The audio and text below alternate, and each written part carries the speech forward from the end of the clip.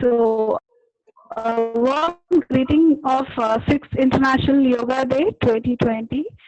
This celebration promotes the spirit of yoga, the way of life, which is sure to bring harmony in the mind and the body functionaries, which will culminate into happiness. A very good afternoon to one and all who have joined in for this webinar for on Yoga for Women's Health. 15, following its inception in the United Nations General Assembly in the year 2014. This day was suggested by Honorable Prime Minister Shri Narendra Modi ji, as it is the longest day of the year in the Northern Hemisphere and shares a special significance in many parts of the world. Yoga with Family highlights the need on creating awareness of yoga in spite of COVID pandemic, where mass gatherings and yoga studios has been shut, which emphasizes on yoga learning and making it as our routine activity. I take this utmost privilege to welcome our uh, chief guest and the speaker of the day, Dr. Nidhi Chaudhary ma'am, to the session. I welcome you ma'am on behalf of RVCN family. Thank you. Next, I would like to welcome our principal, Dr. Gajendra Singh, on this webinar. I welcome you, sir. Namaste. Next, I welcome all the faculties and students and all the participants who have joined in this for the session. I welcome you all. To begin with the session, I hereby request our principal, Dr. Gajendra Singh, to deliver opening remarks. Over to Dr. Gajendra Singh, sir. Yeah, thank you. Good morning, one and all.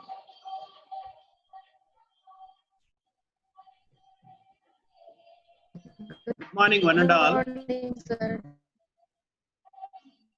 Today's eminent and erudite resource person in yoga sciences, Dr. Nidhi Chaudhary Madam, Founder Director of Yoga Plus, and Professor Shashikala, National Service Scheme Officer of RV College of Nursing, my dear faculty, staff, and students.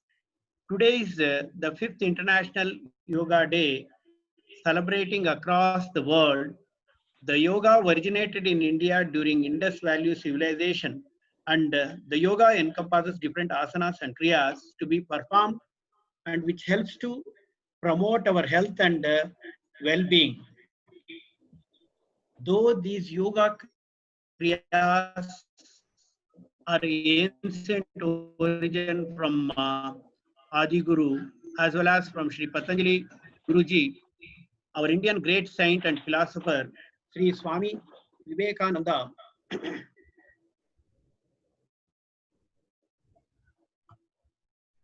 spread the essence of yogic sciences to globe, especially in western part of the world.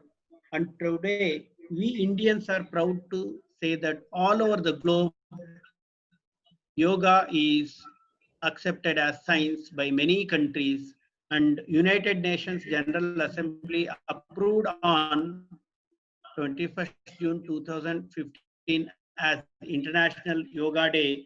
And on this occasion, we need to give our salutations to our honor. Yoga and meditation helps us to self-define our personality and provides control our mind and body so that we can perform our daily activities with maximum zeal and courage, with great appropriateness in physical and mental fitness for today's technically advanced and challenging world, because yoga helps to unify and purify both mind and body.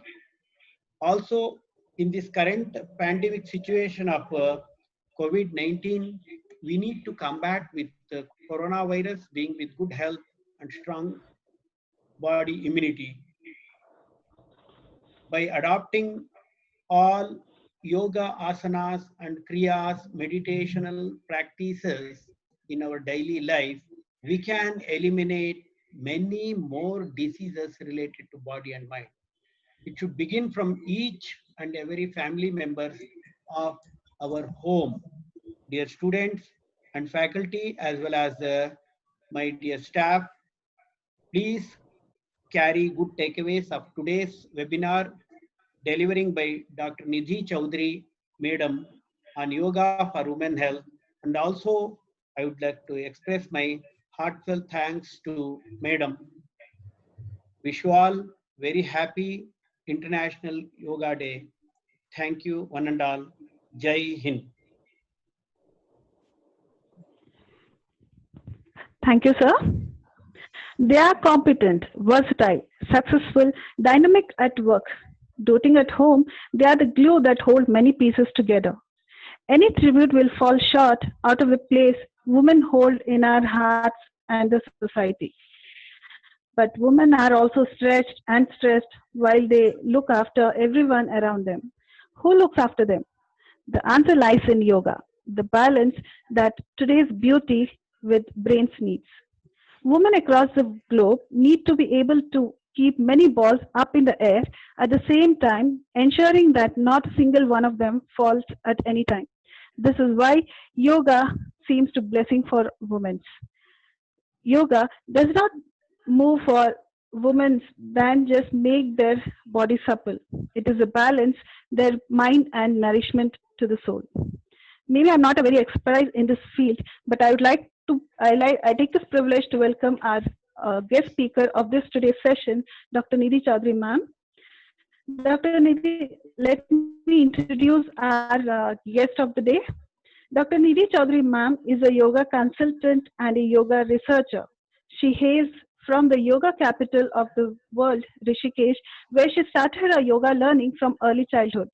A great disciple of Dr. B.K.S. Iyengar Guruji, the Bhishma Pitama of yoga, she completed her MSc and PhD in yoga from Swasa University, Bangalore. Ma'am's main area of interest in her research activity lies in the fields of PCOS, that is polycystic ovarian syndrome, antenatal care, infertility, and menopause.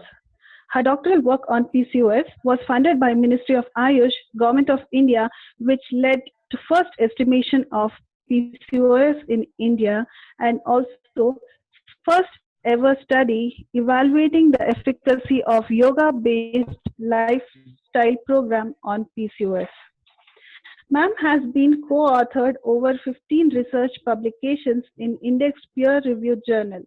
Her best publication includes Dealing with Glucose Metabolic PCOS and Yoga for Obesity. Ma'am has been a part of various national and international conferences and has been conducting various yoga programs internationally. Presently, Ma'am also worked closely with Government of India, who was instrumental in planning and execution of first International Yoga Day, developing the curriculum for yoga certification by Quality Council of India, and is a regular faculty at the World Yoga Festival held at Rishikesh. Presently, Ma'am is a CEO, founder director of Yoga Plus India Bangalore, director of Yoga, FemBuddy Private Limited Bangalore, academic director, Adhyatma Yoga, and a yoga consultant at Shraddha Clinic. I am really heartful. I felt my really heartful thanks for accepting our invitation and hosting our today's session, ma'am. Over to you, ma'am. Thank you so much.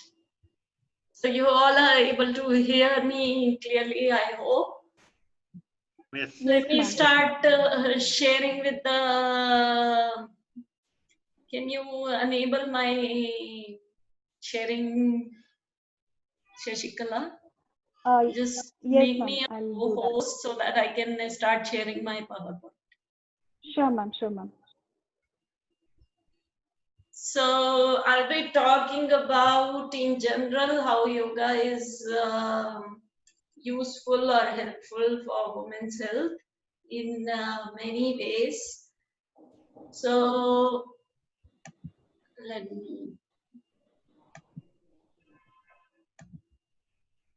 me start sharing the screen.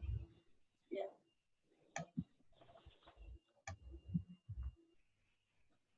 So as you all must be seeing in last 6 years, this is the 6th year of International Day of Yoga.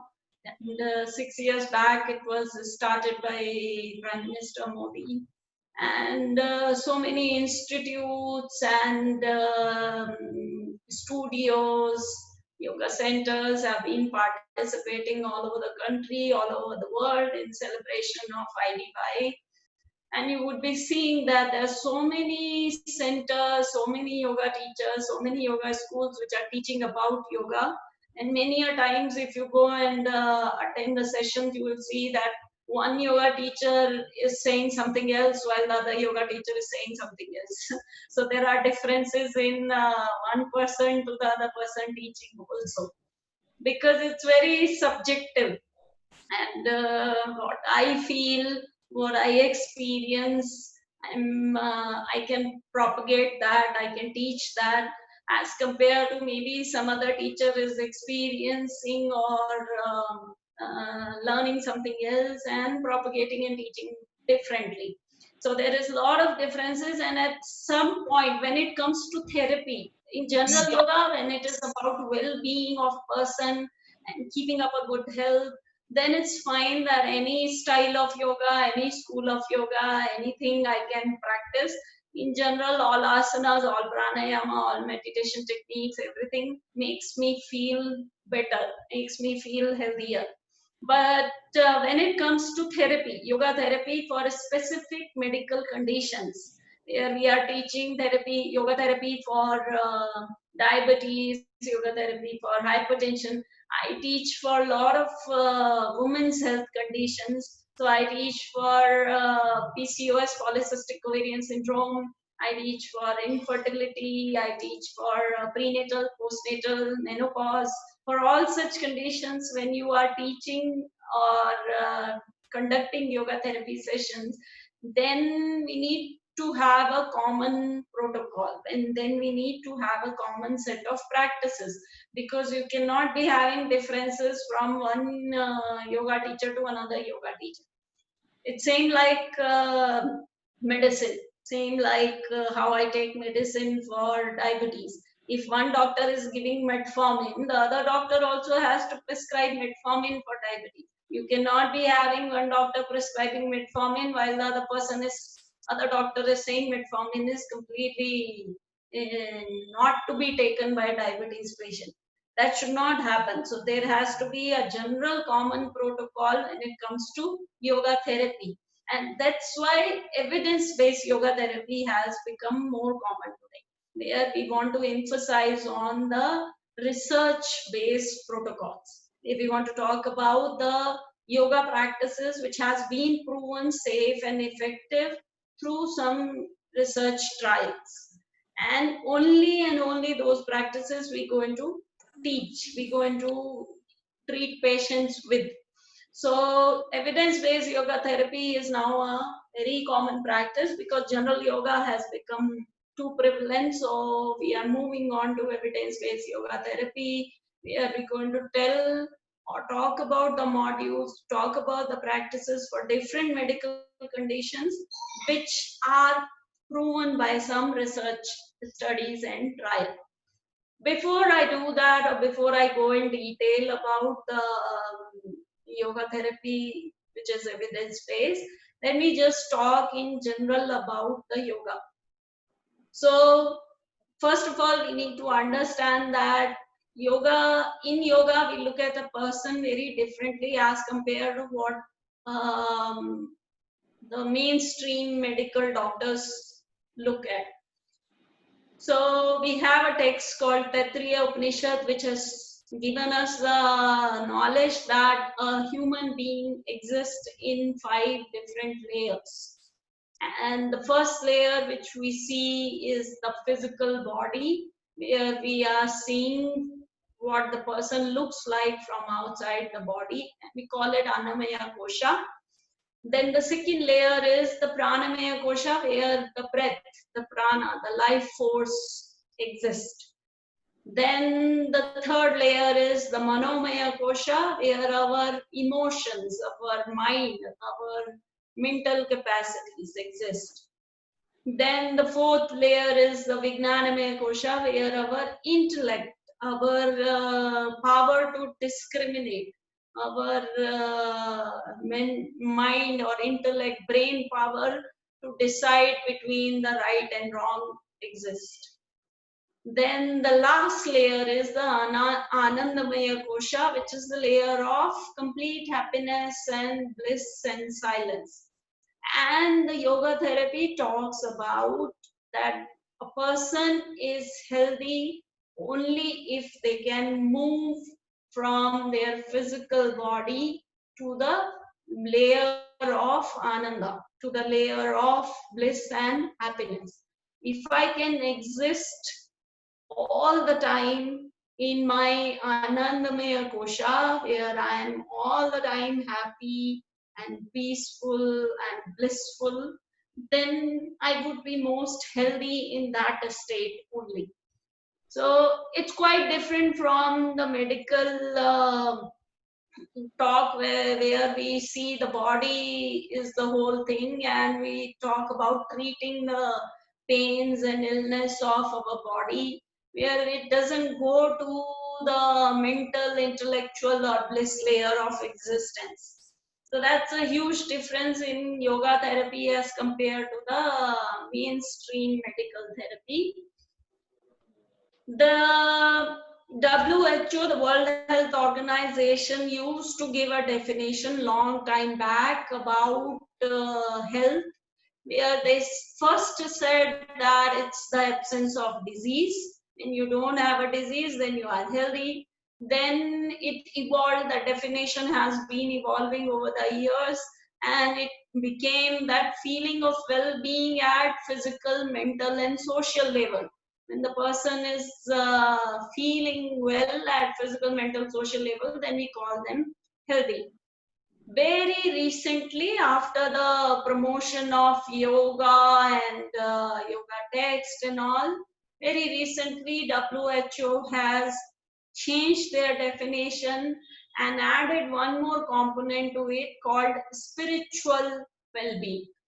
So now even the World Health Organization accepts that a person is healthy not just at physical level, not just at mental level, not just at social level. They need to be even spiritually well. They need to be even spiritually healthy. And that's a very, very important component because it talks about beyond my physical existence. It talks about more than my physical existence, my health, where I am socially relevant, where I am spiritually also relevant. So I'm going to emphasize on one term here, samatvam.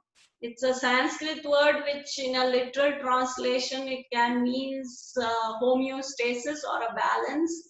And we strongly believe in yoga that you can achieve your good health when you have a very good samatvam or homeostasis at all different levels of existence, which means you would very commonly must be seeing that people either are having a very sedentary lifestyle where they are not exercising at all, zero activity,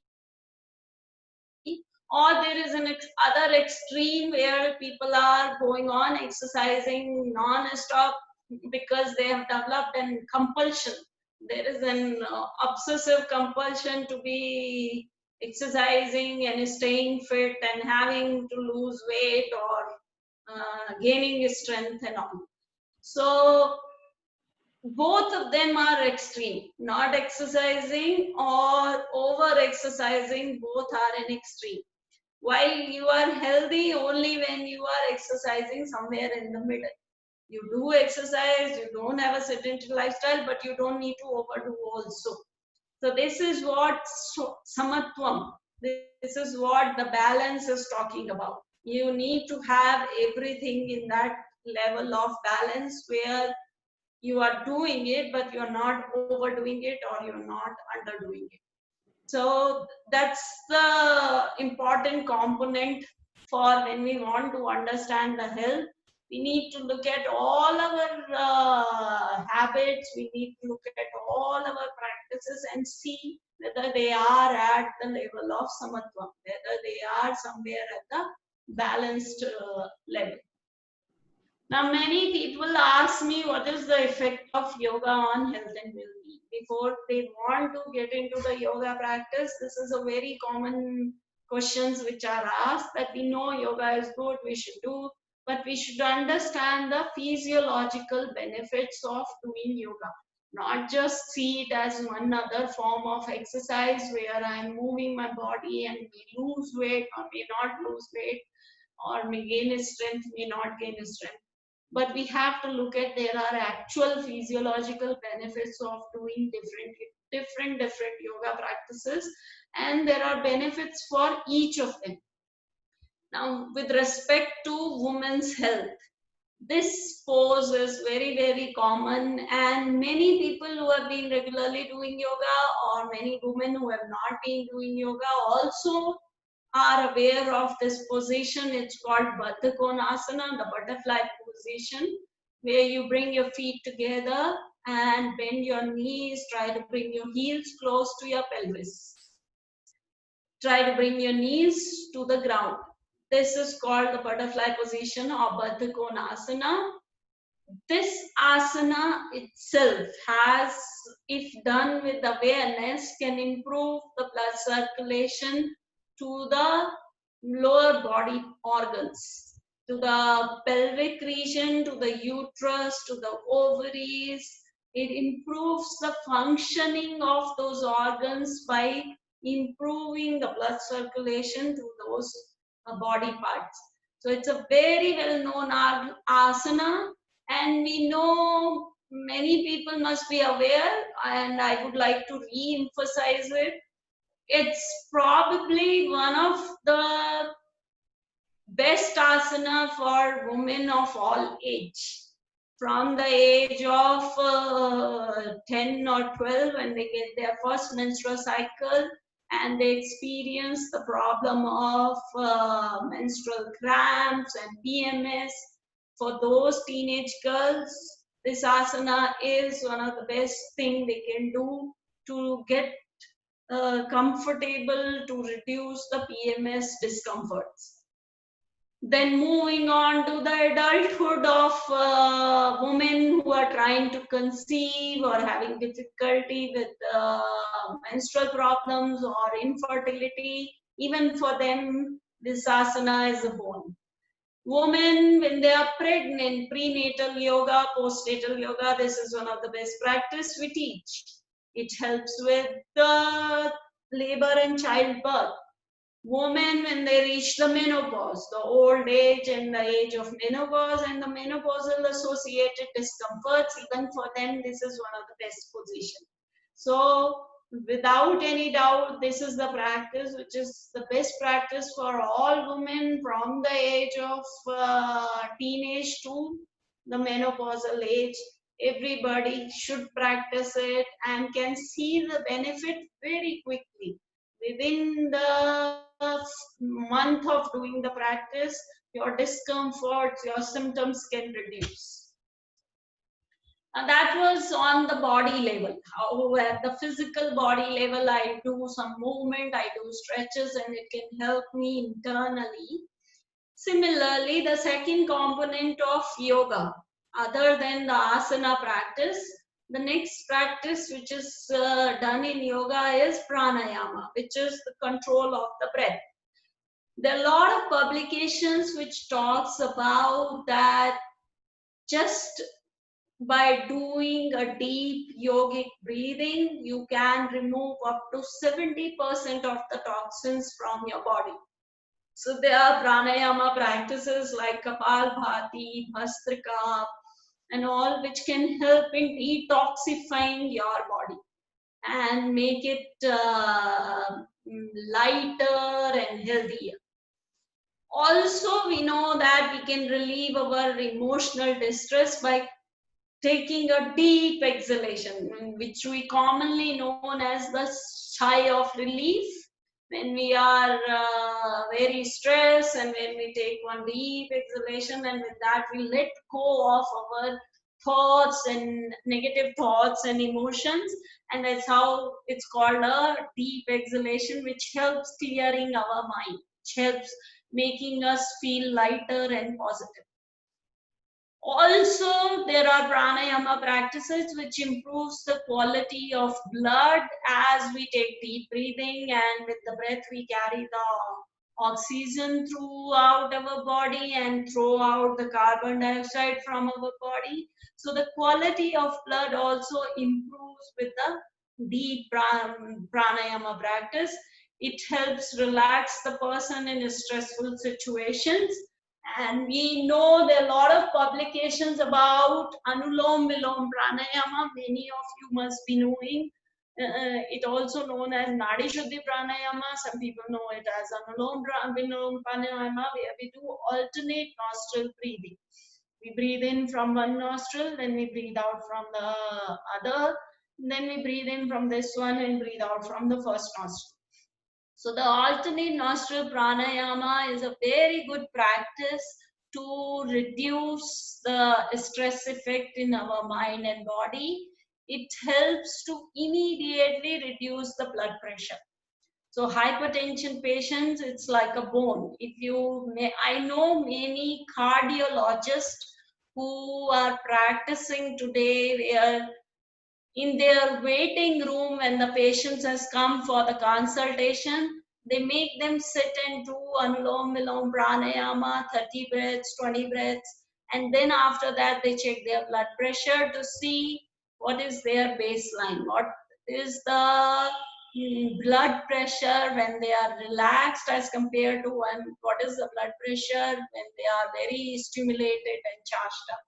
So there are a lot of cardiologists, there are a lot of mainstream doctors who also now believes and know the effect of these pranayama practices, and they are prescribing it to their patients to gain benefit. Not just as a time pass activity, it is coming into the mainstream therapy, it is coming into the hospitals, it is coming from cardiologists to help their health, to improve their functions, body functions. Then the third practice in yoga, if you know the term yoga, it is not just asana. Yoga includes the asana practice, the pranayama practice, and the meditation practice. All of them falls under the practice of yoga. So the meditation practice, when we learn meditation, or any technique you learn, whether there are people who are teaching Om meditation, some people do japa, some people do some bhakti or visiting a temple and doing dhyana on their Lord of worship. Some people do vipassana meditation, which is the meditation with the help of the breath. So there are a lot of techniques of meditation available all over the world. You can choose anyone which one suits you. But the goal of meditation is common. It's common for everybody. Any technique, the goal of meditation is to calm down the mind, to be able to reduce the speed of the mind, to be able to focus on one object, on one technique, and eventually to be able to reach a phase where you can empty your mind.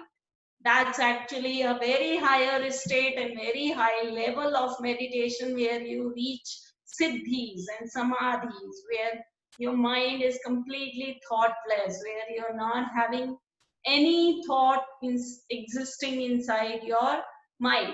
But that's a very high level or very high goal of practicing meditation. The basic one is to be able to focus, to be able to bring it on from multiple thoughts at the same time to reach to one thought at one time. That focus where your mind can be putting its all capacities, putting its all 100% onto one thought. Whenever somebody practices any technique of pranayama meditation, which helps calm down their mind, which reduces the disturbance in their mind, it brings about the hormonal changes in the body. There are a lot of publications available where we are seeing that people who practice regularly the practice of pranayama meditation and are able to control their mind, they can reduce the stress hormone cortisol in their body. It can help improve their immune functions through the adrenal gland pathway. It can help improve their brain functions. It can help improve their memory. So there are a lot of benefits which we see with all these practices. There are a lot of publications available proving the effect of all these practices in coping with depression, helping with arthritis, diabetes, hypertension, cancer.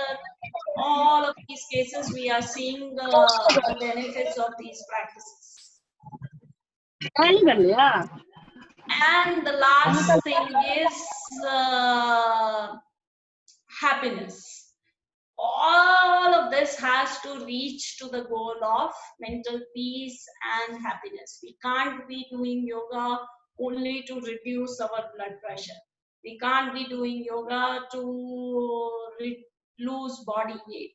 We can't be doing yoga to reduce blood sugar levels. Our goal need to be mental peace, calm, and happiness, the ultimate happiness. That needs to be the goal. When we are working towards that goal with different yoga practices, the side effects of those are that yes, your blood pressure reduces, yes, your blood sugar level comes in control, yes, your health parameters keeps on improving. All of that happens without be aiming for those particular effects. The goal we need to be clear that we target for the peace and calm of the mind. That need to work. And we have seen that many studies says that if you are consistently doing meditation practice, even without asana, without pranayama, without anything, it lead to a significant increase in your serotonin levels and a decrease in the levels of other hormones and cortisol. So it increases your hormone, which is supposed to be the happy hormone. Serotonin is the hormone which makes us feel happier and nicer, while cortisol is supposed to be the stress hormone which makes us jittery and tight. So if you are regularly doing the practice of meditation, your cortisol levels remains very low and your serotonin levels remain very high, making you feel very happy and peaceful all the time. And in turn, all of this helps improve your body's immune function, which is very important talk in today's era when we are facing the COVID situation. So everybody is worried about the immunity right now. And that's why so much of people are shifting to the yoga practice today. Okay, so this is one technical slide which is showing different pathways of how yoga brings about these hormonal changes. If you are interested, you can look at it. Yoga gives 3 different effects in the body. It gives a exercise effect like any other exercise. So your metabolism increases, your body tone, muscle tone improves. It has a second effect, which is the rest effect for our body.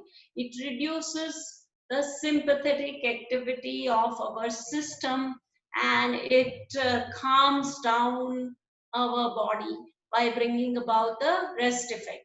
And the third one is the balance effect, which gives the balance in all hormonal levels inside our body. So samatvam, homeostasis, where all our glands and all our hormones are working in a proper balance level. Nothing is to any extreme.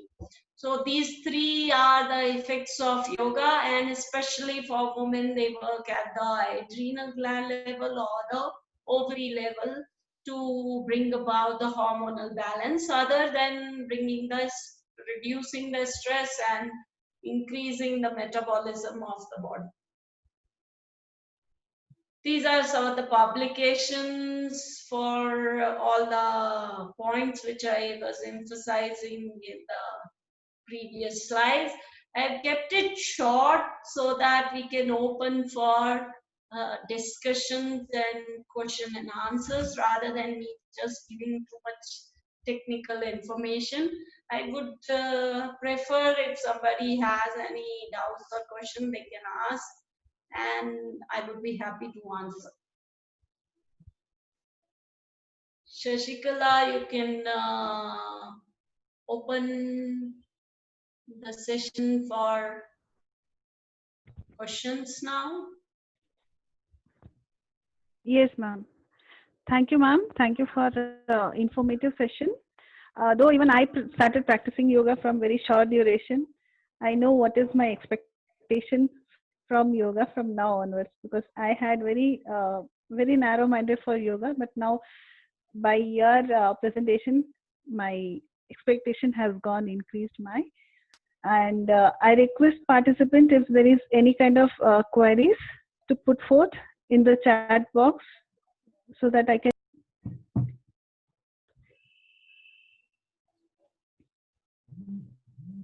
We can make them switch on their camera and talk, and at least we can Yes, interact. ma'am. We can. Yeah, so one by one. I request all the participants. You can share. I request everybody, all Anything participants. you would like to know about yoga, you can ask. It can be other than my presentation also, no problem. Madam, Namaste, madam. Yes, sir. Is there any such contraindications for some asanas? Like those who have back pain, or else those who have disc prolapse, certain asanas are contraindicated. Which one we need to do and which one we need not to do? Can you? Yeah, so there are contraindications for almost all medical conditions and different contraindications. So back pain person should not be doing forward backward bend. High blood pressure should not, hypertension patient should not be doing forward bend or head down below the heart level. So like that, there are every medical condition has a different contraindication. There are specific practices which can help them, and there are specific practices which they should completely avoid. And that's why it becomes very essential to go and learn yoga whenever, for a therapy purpose. For well-being, you can do anywhere, any school, any teacher, because you're doing it only for fitness or feeling of exercising and feeling better. But when it comes to specific medical conditions and yoga therapy for that, then you need to be very carefully selecting a teacher who knows all of this information about what practices is contraindicated, what practices are useful for improving the medical condition, how long does it take to improve certain condition, does it work at all or doesn't work at all. So all of that, with a good teacher, you have to learn when it comes to yoga therapy. Thank you, madam.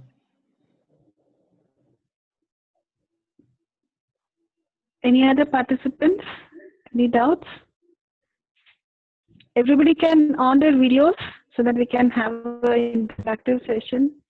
And one more doubt, madam. Like, yes, the time, ideal time for doing yoga, what is the time? Is it early morning or else evening, or else whenever we find time can we do?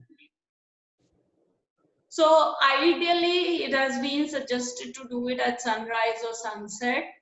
The main reason for that being that in the morning when we wake up, we have not started with our day, so our mind is still more fresh, and it makes it easy to practice.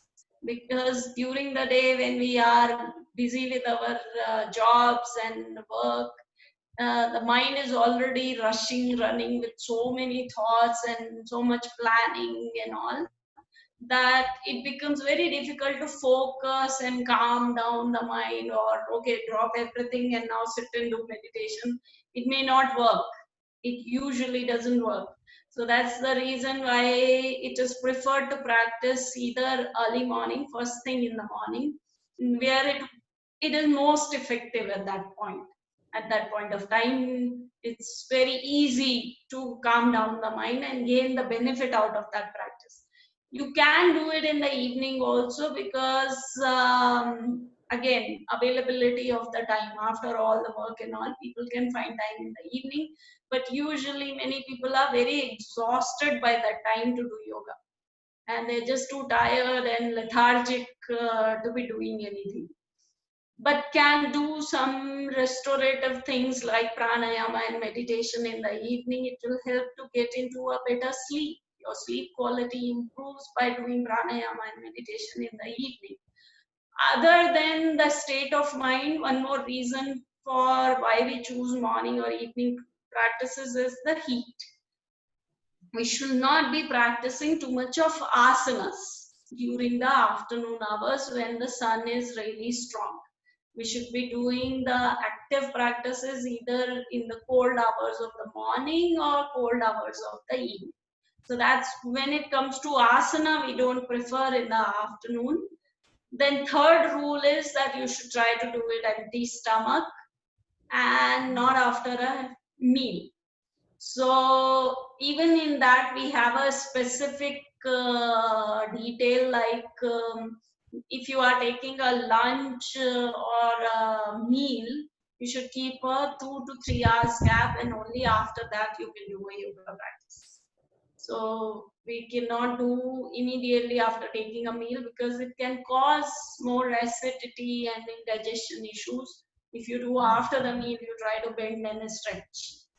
So those are general specification. With that, you can do even during the day, no issues, whenever you find time, because these days finding time is becoming more difficult. And if we tell everybody, no, it has to be only this time, this hour, then half the people may not do yoga. So we are making it more possible for everybody by saying that keep a 2 hour gap from the meal and try to do an active practice in the morning, evening. You can do a slow restorative practice. You can do pranayama meditation at any time of the day, but keep a gap from the food. That's all. We And also suggest having in many cases like insomnia, we give techniques before going to bed. So in therapy, there are different times that we give practices for different medical conditions. Especially in diabetes, madam, whether they have to take medicines before doing yoga, if there is any such drug regime, or else before taking medicines, or else after taking medicines, which one is better, madam? Especially for diabetes and hypertensive patients, it may the parameters may divide as and when we do. I don't think so. It is going to, the yoga practice going to interfere in any way with the medication usage.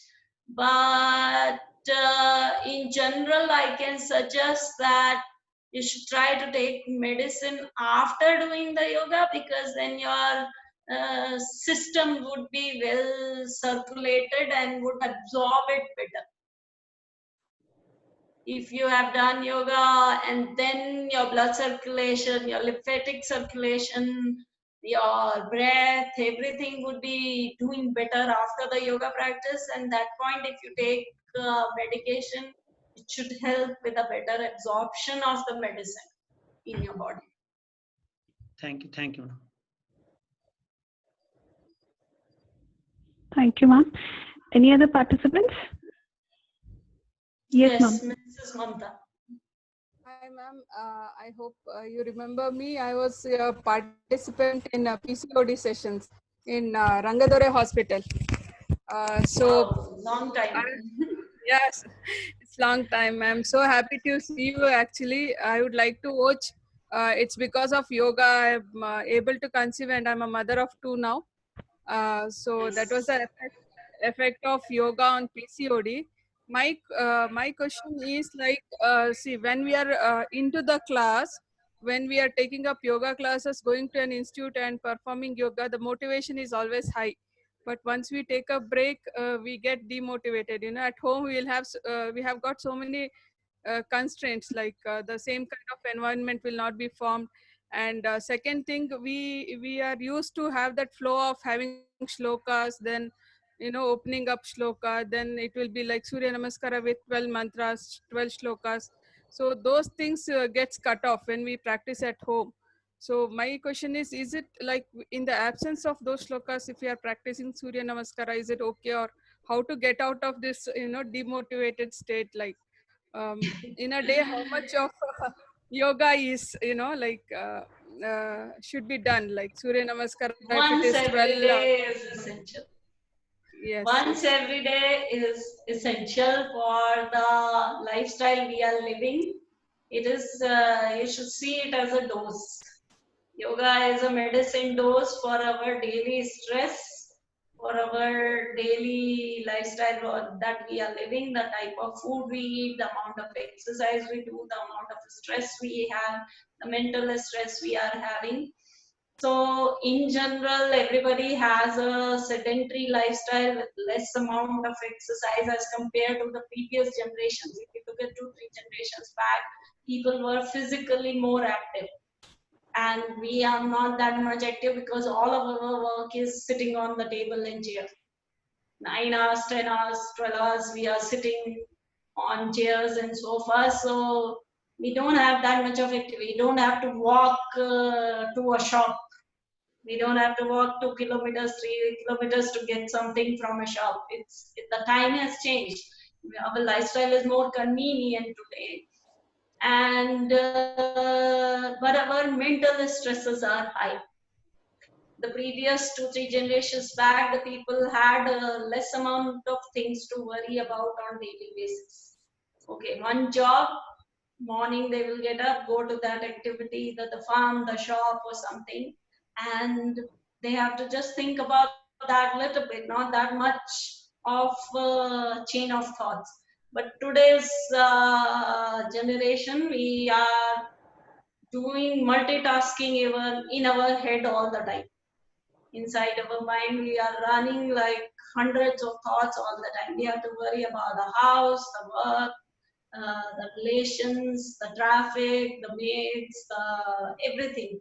Everything is going on continuously, and there is no day when this is not happening. Weekday, weekend, work day, off day, every day, all the time the mind is just doing too much. I don't know how many people here are the youngsters, and let me emphasize that it would be a very important thing to tell all the young people here that there's a very wrong understanding that multitasking with our mind is making us more efficient. If I can work on 5 different things at the same time in my mind, that is making me more efficient. No, actually it is burning us up. It is exhausting us, and it's not healthy practice. This leads to a state where we are not able to quieten the mind. We are not able to control. So many youngsters we see today, so many adults we see today, that if you ask them to switch off the TV, laptop, phone, and sit alone, sit by themselves, quiet, they are not able to do it. Because from the childhood, we have overdone it. We are teaching from the age of 2 years, 3 years, we are teaching the children to be constantly engaged, to be constantly doing something, to be constantly running 100 things in the head all the time. It becomes a training and habit. By the time we reach an adulthood, the college, the school, and everything, we needed multitasking, constantly thinking, planning, running in the head, and all of that. without physical activity, that when we cross that phase and we reach the phase of settling down in life, where we have a good job and everything, then we find it difficult to control the mind.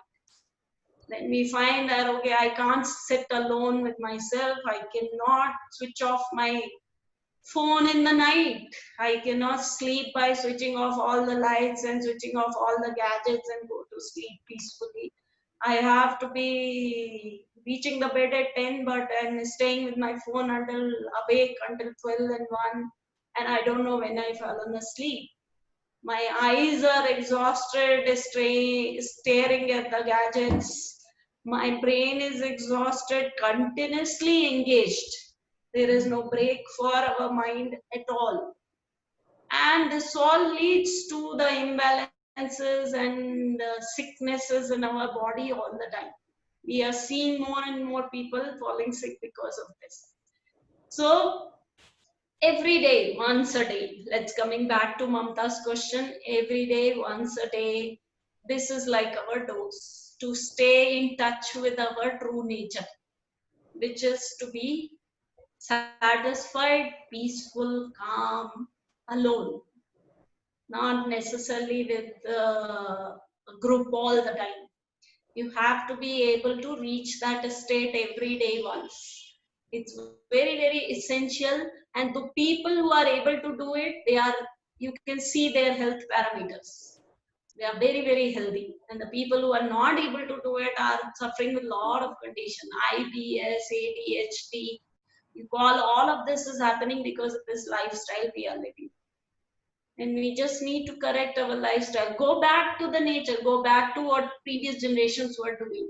It's as simple as that, but it has to be sold as yoga now. But it's simple things which previous generations were practicing, and now we have forgotten. Because of the gap between the generations, now people are not even aware that such practices exist. We have to teach it in a module now, and it's becoming sad. It's getting difficult. Very simply, if all of you can switch on your cameras, I would like to see what is the age range I'm talking to. I need to see who are the people.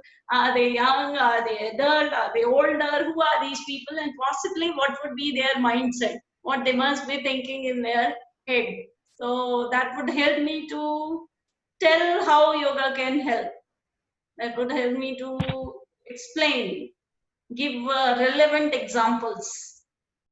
So just for a few minutes, if you can all switch on your cameras and interact, and we'll end it soon. We'll let you go very soon. You don't have to worry about staying here for long. So I keep on asking in a most of my students, whenever I have talked to, I have been asking this, and let me ask you all again. How many hours in a day do you think you are physically active? So you can include gym, yoga, exercise, walking, taking staircases, housework, which is tiring, like sweeping, mopping, something like that. Everything you can include, and tell me how many hours a day do you think you are physically really active?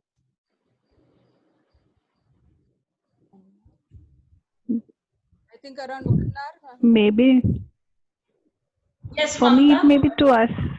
1 hour. Okay, one by one. Mamta, how many? Maybe around 1 to 2 hours, ma'am. Includes 1 like to 2 hours. Okay, Lindsay, how many? Ma'am, around 2 hours. 4 hours. Good. How many, Anita? You're on mute. You have to unmute yourself before saying.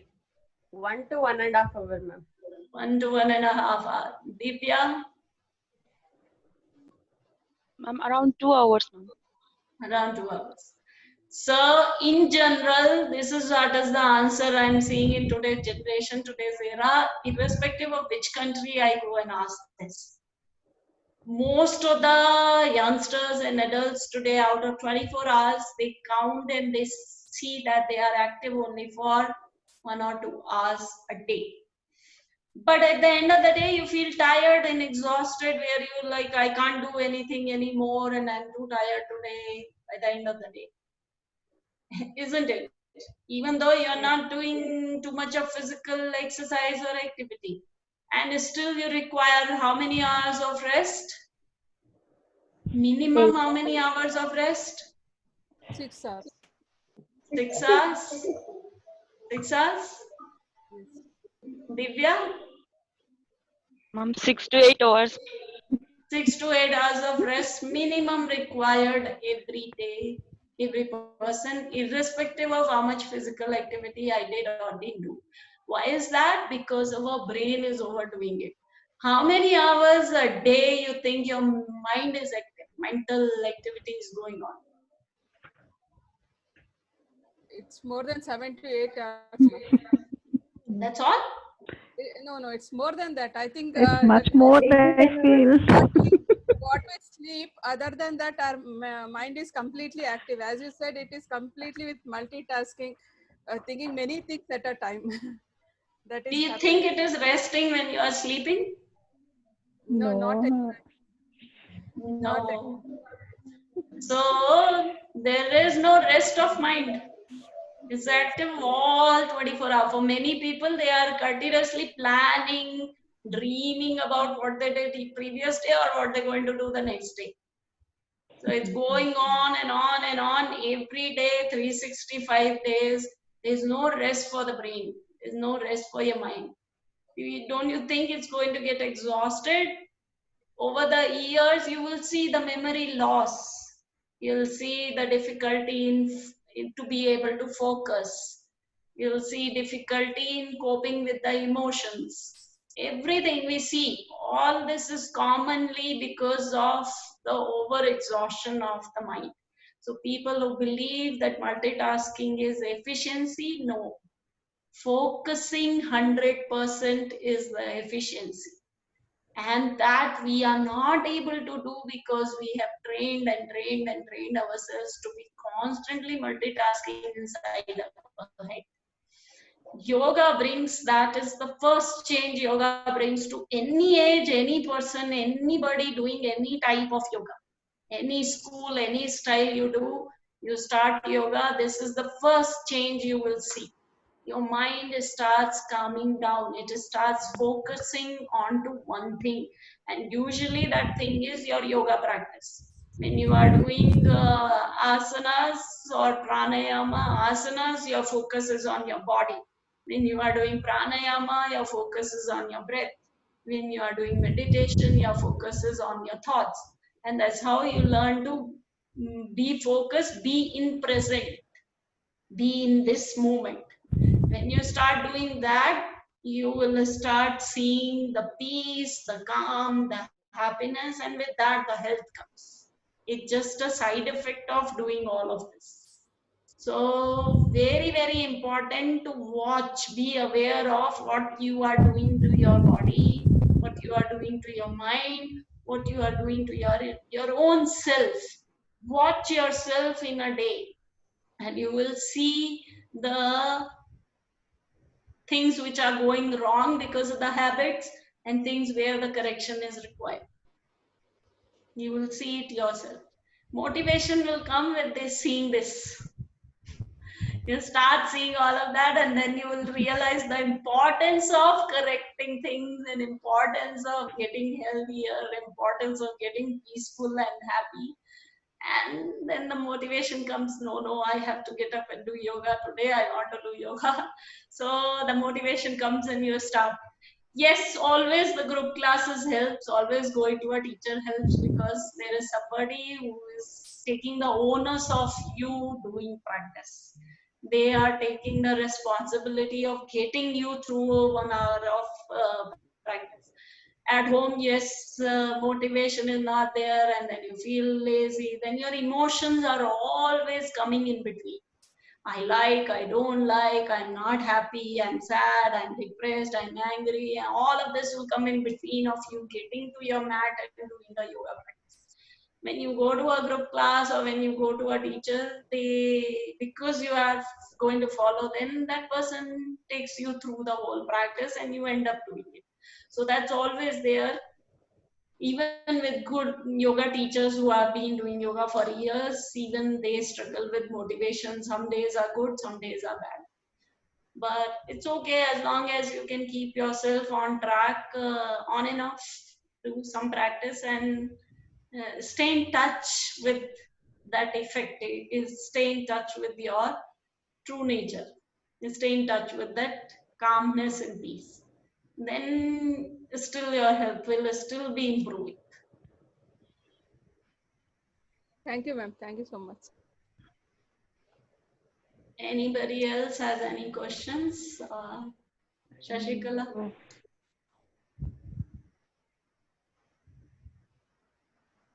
I don't think so. Anybody else has any question? It's okay, we can close, and if somebody gets any questions later on, they can still ask and we can still take care. If any of you find any yoga related questions, you can pass it on to Shashikala and she can get in touch with me and we can still solve it. Yes, Okay, ma'am. Shashikala? And very thank you, ma'am. Yes, ma'am. Thank you so much, ma'am, for the wonderful session and for being an inspiration for us to follow the yoga. Also, thank our principal for supporting us in connecting this webinar. Thank you, sir. And a big thank you to Mrs. Mamta, ma'am, also, who is actually the person who gave me the reference to you, ma'am. Thank you to you too, ma'am. Thank you, Mamta. It's been a long time. Because personally, I feel references and personal reviews works best for things like this. And thank you to all the participants who have joined in for this session. And any queries you can put forth for me so that I can direct it to ma'am. And Yes. let's all take a pledge to get motivated and make yoga a daily routine and a daily habit for ourselves so that we can have a peaceful life together. Thank you all. Thank you, ma'am. Thank you, ma'am. Thank you.